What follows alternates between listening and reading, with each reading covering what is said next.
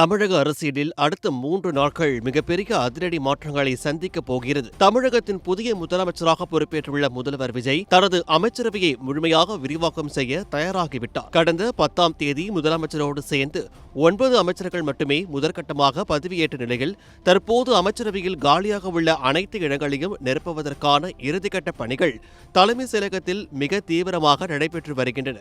குறிப்பாக விக்கிரவாண்டி மாநாட்டில் முதல்வர் விஜய் கொடுத்த ஆட்சியில் பங்கு என்ற வாக்குறுதியின் அடிப்படையில் கூட்டணி கட்சிகளுக்கான இடங்கள் ஒதுக்கப்படுவதுதான் இப்போது சென்னை அரசியல் வட்டாரத்தின் ஹாட் டாபிக்.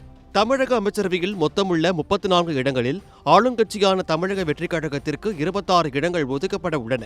மீதமுள்ள 8 இடங்கள் கூட்டணி கட்சிகளுக்கு பகிர்ந்தளிக்கப்பட உள்ளதாக தகவல்கள் கசிந்து உள்ளன.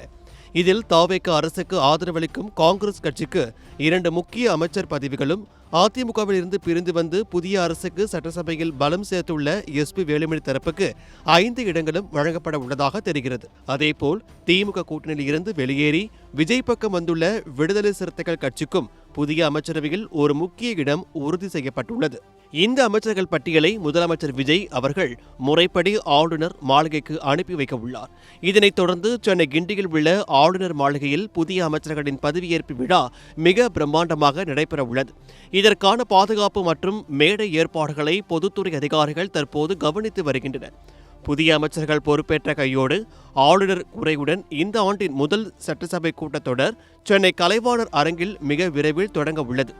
ஆளுநர் உரைக்கு நன்றி தெரிவிக்கும் தீர்மானத்தின் மீது விவாதங்கள் நடந்த பிறகு முதலமைச்சர் விஜய் சட்டசபையில் தனது விரிவான பதிலுரையை வழங்க உள்ளார்.